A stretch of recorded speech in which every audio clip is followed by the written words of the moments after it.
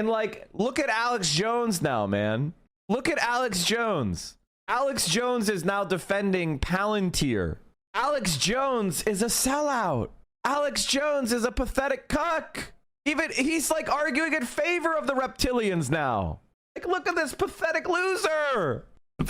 I love this. Clipped by Alex. Alex Jones is providing an exclusive to Alex Jones responding to the Palantir hysteria and laying out what's really happening. Now, where is Alex Jones? Does he still have, is InfoWars still his?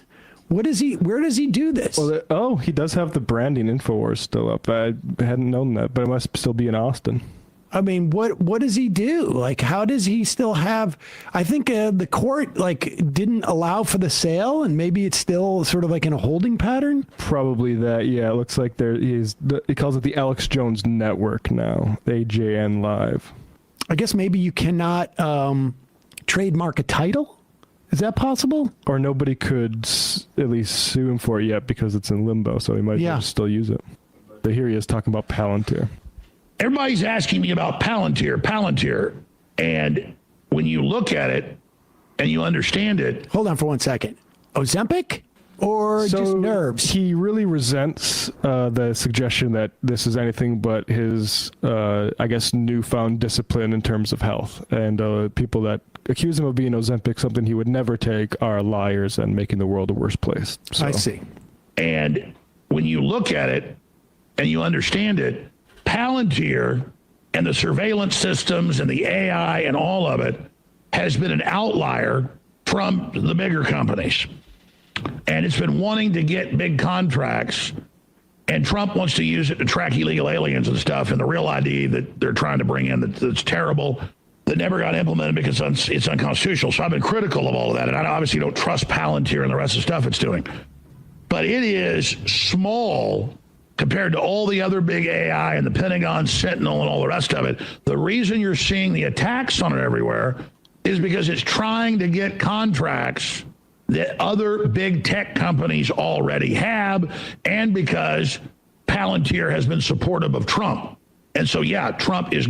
Ladies and gentlemen, this is one of the tactics that the right loves to do, which is like, well, your enemies are doing bad, unjustifiable thing that you can't argue in favor of at all. Therefore, we can do it back. That is every single right-wing argument in a nutshell. You lie about somebody doing something to give yourself permission to do the thing.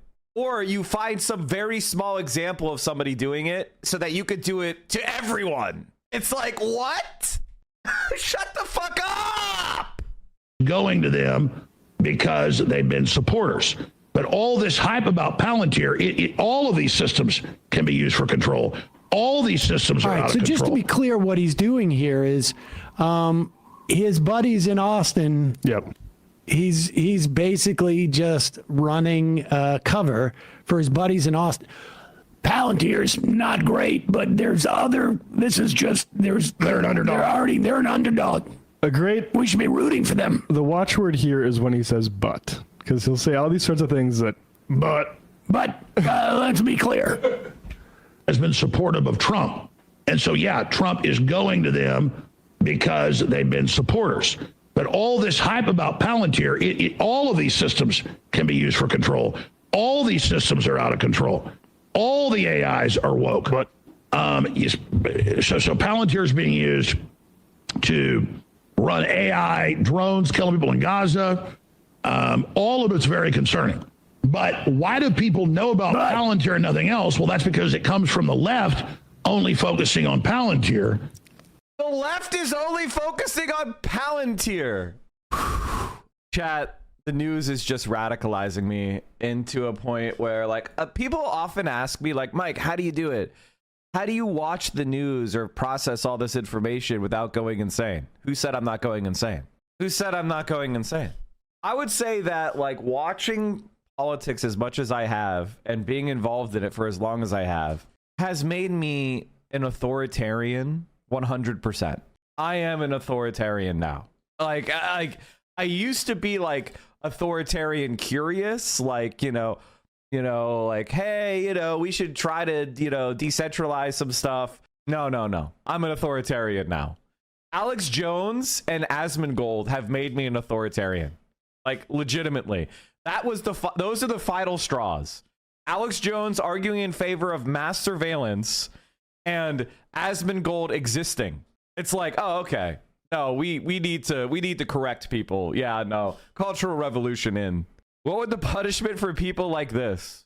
Because it's seen as something being brought in to surveil the government itself and to try to find ways, fraud, abuse. That's what Trump wants it for. Trump admin tasked Palantir with expanding U.S. surveillance state. And the New York Times and all of them are all over it. Palantir's deepening government ties sparked fears of centralized surveillance. And you've got the owner of it. What's wrong? What's wrong with that headline, Alex? CEO of it with all his statements about crushing the right wing in Europe and all the rest of it. I got serious concerns. It's just that endless hyping about it and only focusing on it is coming out of the left, and the populist anti-globalist movement has taken it absolutely hook, line, and sinker. You've been completely flummoxed. Basically, he's talking about, like, I think Nick Fuentes in particular, maybe someone like Laura Loomer saying, hey. Don't call them libertarians, bro. Don't sully the name. Chomsky rolling in his bed for real. Are you baiting me right now? Are you baiting me right now? Listen, I like some things that Chomsky has written and wrote, but I am not a Chomsky super fan. Like, I argue some of his concepts I think are actually really valuable, and I like manufacturing consent as an analysis of our media, but I am not a Chomskyite because, I don't know if you know this, but he was friendly with Jeffrey Epstein, and he called himself a libertarian socialist. All of the sort of white supremacists that are in my audience are concerned about this massive dragnet that you're enabling the government to do. Laura Loomer, incidentally, reportedly just met with J.D. Vance for an hour at the vice president's, I don't know if it was residence or office yesterday. Talk to somebody smarter than Curtis Yarvin. Don't pay attention to the Palantir stuff. Alex Jones, you can search his tweets for Bilderberg Group. That's one of his things. Peter Thiel is on the steering committee of the Bilderberg Group. Well, that's just a way to throw you off. He's actually on the upside, there's a big but, because the but is he may be able to buy InfoWars in an auction. Save my ass. He's actually on the Bilderberg steering committee trying to make it better. The thing I always would say about Alex Jones for years and years and years was if Alex Jones didn't exist, the CIA would invent him, because he is basically, when anybody's sniffing around something that the CIA or any other sort of group is doing, Alex Jones would be deployed to basically just lead someone down a rabbit hole to believe that it's, half a step away from lizards or weather machines or whatnot. And that's the function he's serving right there. And he, I think, is pretty conscious about this. This is from a documentary by John Ronson, a British journalist, from a series called The Secret Rulers of the World. And this is Alex Jones talking about another guy, David Icke, who is the sort of like everyone's a reptilian thing. Yes. And he calls David Icke, he says, Icke is doing a turd in a punch bowl. And we'll just play a little bit of this here. It's about 50 seconds. It's open. Blood. Al Gore needs blood to drink. So does Prince Philip. I mean, it's asinine. And it's being picked up by people, and so it discredits all the reality people are talking about. And that's the problem with David Icke. He's got a good line to a point, and then he discredits it all. It's like a turd in the punch bowl. That's his job. He's got this nice big thing, this nice fruit punch, nice ice cubes floating around in it, and then he takes a big dump right in the middle of it, and no one's going to drink out of that punch bowl. But is he in league with them to do that? I think he knows what he has to do in a controlled world to get away with what he's doing and be given attention. And he's either a smart opportunist con man, or he's completely insane, or he's working for them directly. But I tend to think he's just a con man who understands how things works and is just a real opportunist. Now, the irony of that is that clip is very much like Tucker Carlson in 2000 on, I think it was C-SPAN, where he was saying Bill O'Reilly is a fraud. He tries to be an everyman and a populist, But, all he is one, leaked story out from how he sends back his champagne on a air flight and yells at the waitress, and it's all going to fall apart. And I think what happened with Tucker Carlson over the years is he realized, like, oh, wait a second. No, that Bill O'Reilly ain't going to get taken out like that. That's actually exactly what I should do. It's a working model. It's a working model. It is proof of concept. And I think Alex Jones saw the same thing with David Icke and then just basically backfilled it and did that. Yeah, Bill Palantir, actually, they're just fighting the good fight. It's kind of lesser evil of which sort of tech dystopia you want. I would rather have Palantir do it. Look, not that I'm open to any investment from Peter Thiel or any of those other people in the PayPal mafia who hang out in the mothership. Yep, no. Down in Austin. There's no money trail. I wouldn't worry about that at all. Elon Musk makes a deal with Palantir. Has nothing to do with the fact that Tesla is down in Austin now, hanging out at the... Yeah, I mean, inventing reality is kind of what Chomsky plagiarized, isn't it? Mothership. Mike, I love you. The more I hear you, the more you keep getting more based. I always had the preconception that America leftists are more sock dem than comrades. In America, it tends to be very important that you don't allow yourself to be put on a list. So my politics is whatever the most left-wing thing you can be without being on a list. And not one step more to the left. It's exactly what I could be. I'm whatever I am allowed to be without being on a list, as far as you're concerned. In the green room. We're all just protecting ourselves from the weather machines. There's something that is very important from our friend Lenin.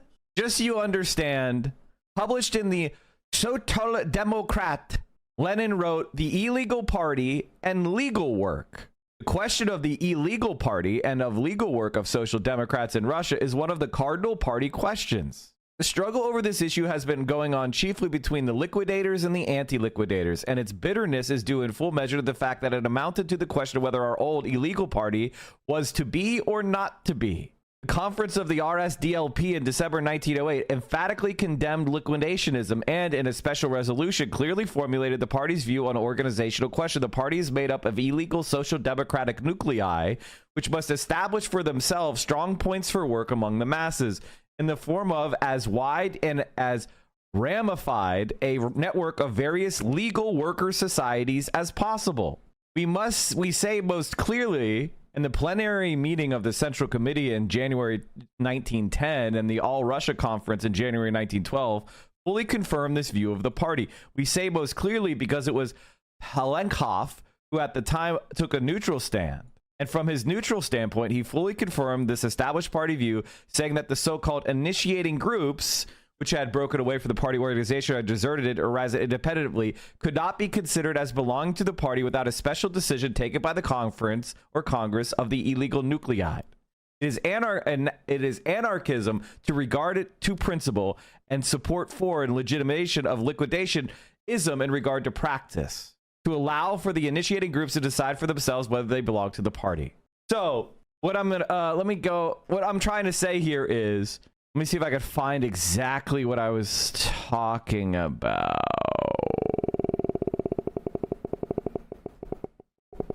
Let me see if he has this very concise part. I might have to take a second to find it. Hold on.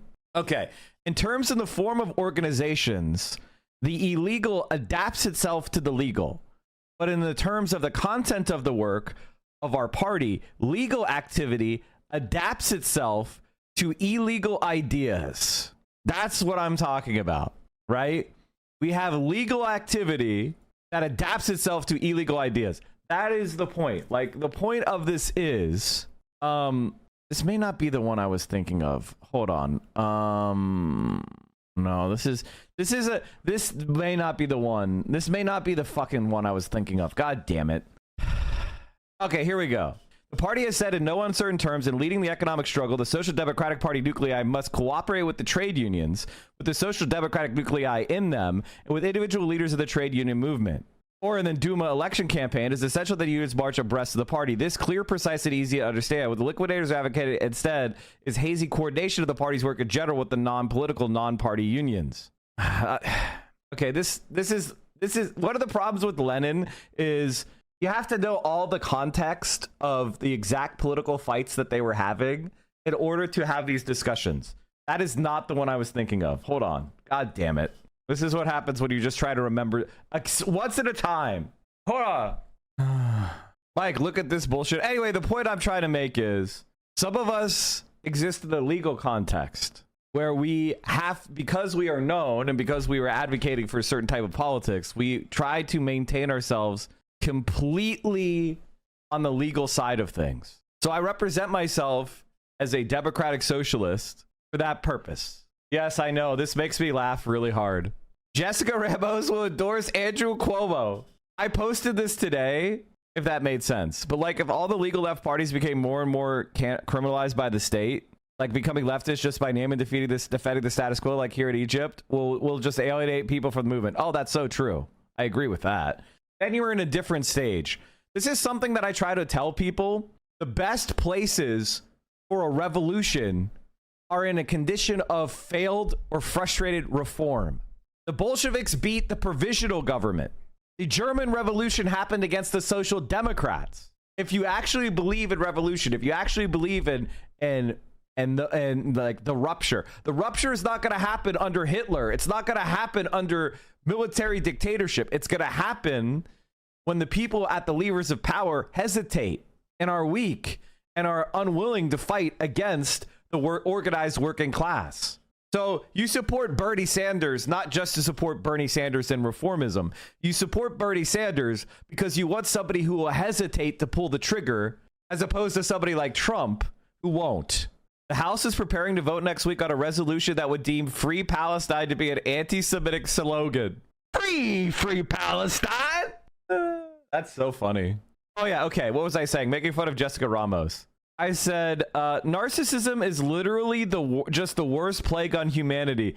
Jessica Ramos is a total joke. Basically, Jessica Ramos used to present herself as some left-winger, but she's jealous of AOC. She's jealous of everybody else on the left in New York. And so she's now polarized herself into supporting Andrew Cuomo. Ms. Ramos, a state senator from Queens, is a progressive Democrat who has been one of the harshest campaign critics of Mr. Cuomo. In April that Mr. Cuomo's mental acuity is in decline and that New Yorkers could not afford a Joe Biden moment. But on Friday, Ms. Ramos will appear on a campaign event with Mr. Cuomo to announce her endorsement. Ms. Ramos said she was staying in the race and would remain on the ballot, but her endorsement to Mr. Cuomo is effectively an acknowledgement that she cannot win. What a pathetic fucking loser.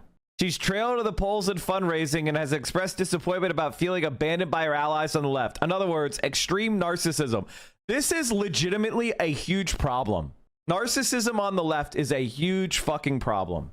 Now, all of us who deign, ourselves worthy to lead have problems with narcissism. But if you do not have that self-awareness, if your heart, and this is why the most important question that you should ask a new socialist is your hate pure? Jessica Ramos's hate is not pure.